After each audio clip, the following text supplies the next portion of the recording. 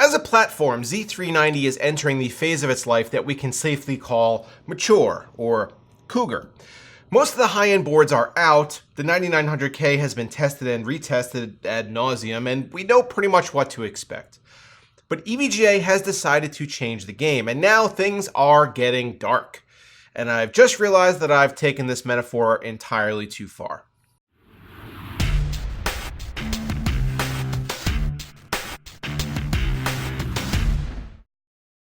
We're here on the street asking people, would you prefer the car on the right or the car on the left, which comes with a Mesh-Fi S2? Dude, what's even going on here?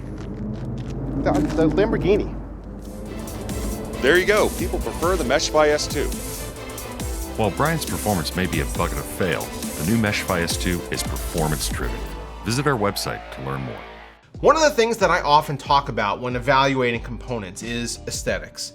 Of course, while performance is usually the much more important aspect of a proper product review, the look of a graphics card or a motherboard can't be ignored. And certainly, consumers make purchase decisions with appearance in mind. These days, it's hard to find a piece of PC hardware that doesn't have some sort of lighting effect or colored accents somewhere. And more often than not, the acronym RGB is attached as well.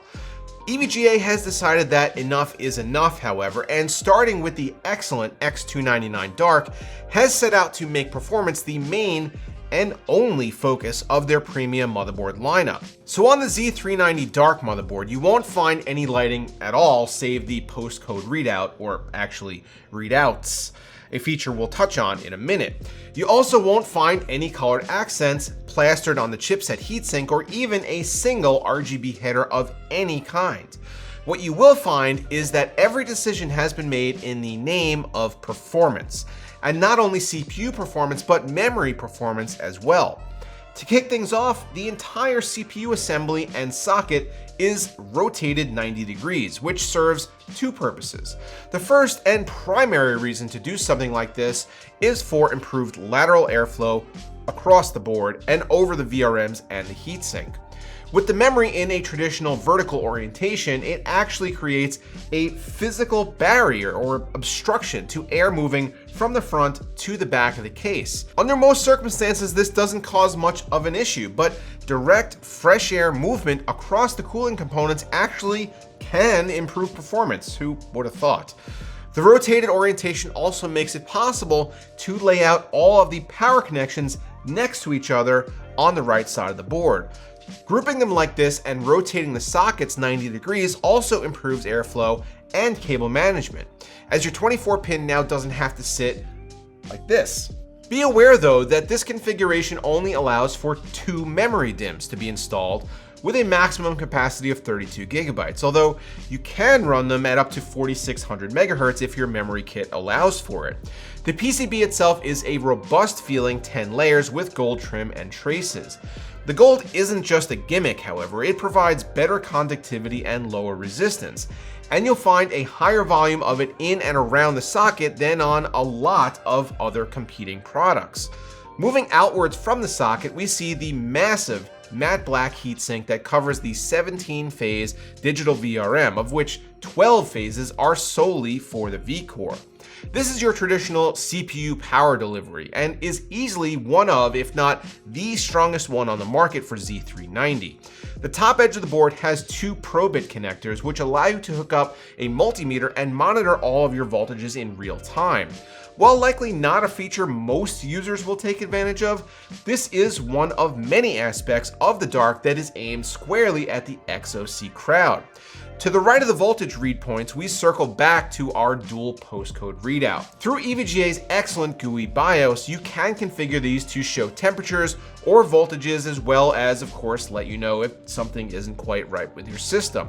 Right below is the Safe Boot button, which will maintain your current BIOS settings, but temporarily reboot the system with known safe clock speeds and voltages, allowing you to make 1 or 2 changes to your overclock without having to redo the whole thing.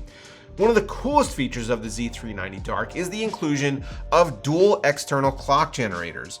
Usually, when you're trying to dial in an overclock and have reached the limit on the multiplier, you can turn to the base clock and try to squeeze out a few more megahertz. The problem with this, however, is that changing the base clock settings also affects the memory speed. By using a system with dual external clock generators, you can tune your CPU without affecting your memory or any other PCIe device, bypassing what instability might have been caused by running memory at an unconventional speed. There's a cluster of switches further down the right edge, again, mostly targeted at extreme overclockers. The first is likely what I'd call, the most user-friendly, a three-way BIOS selector.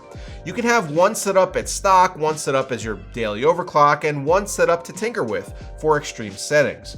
The dip switches to the right control the PCIe slots, allowing you to turn any of them on or off without removing the hardware that might be installed. This might come in handy with things like expansion cards that you don't always want running, maybe a secondary network card, or even multiple graphics cards. The switch closest to the right edge engages something called slow mode, and you can do it while the system is running. It downclocks the CPU as low as it'll go, which can be useful if you're running a heavy workload and need some cooldown time afterwards, or if you're looking to break a world record and the CPU just needs to chill a little bit in between runs. The rest of the Z390 Dark is a pretty standard affair with two M.2 slots, dual gigabit LAN ports, built-in AC Wi-Fi, and even a PS2 port for legacy peripherals. USB loadout is maybe a tad sparse on a motherboard that's expensive. After all, it costs $500, but connectivity isn't really what you're buying it for anyway. If you need just one more USB port, the one on the board itself isn't actually for this purpose. That's there in case you want to flash a BIOS without a CPU installed, and is actually a pretty handy additional feature. But enough about those features. Does all this cool shit actually translate to improved overclocking? Well, duh. EVGA's BIOS, in my opinion, is the best in the biz, and built into this version are two very useful tools. The first is an auto overclocker, a one-click solution that does a surprisingly good job of hitting a stable, fairly high overclock all on its own in a matter of about 2 minutes. It configures both clock speed and voltage, and mine landed on 5.2 GHz for my 9900K. I wanted to see if I could do any better manually, and was able to hit 5.3 GHz at 1.4 volts. 5.4 was a no-go, but the highest that I'd been able to achieve before this was 5.15 in the Gigabyte Aorus Master. I then was able to validate the overclock with the built-in stability test, which I let run for about 15 minutes before I was satisfied. Subsequent stress tests in Windows reached the same conclusion, and of course, yes, if this was my daily board, I would let it run for longer than that. There have already been world records set with this motherboard, and from my time with it, I can clearly see why that might be the case. It has all the features you could want if you were planning on strapping an LN2 pot to your 9900K, and most of those features also kind of trickle down to at least some measure of a practical application for everyday users. If you need more than 32 gigabytes of memory, or if you want RGB features on your board, clearly the Dark is not for you. But if all you want is pure, unadulterated speed, then it doesn't get much better than this. Thanks so much for watching, guys. I hope you enjoyed this video. If you want to get in on some cool BPS Customs merch, head on over to bpscustoms.com or click the link below. As always, guys, thanks for watching, and I'll see you next time.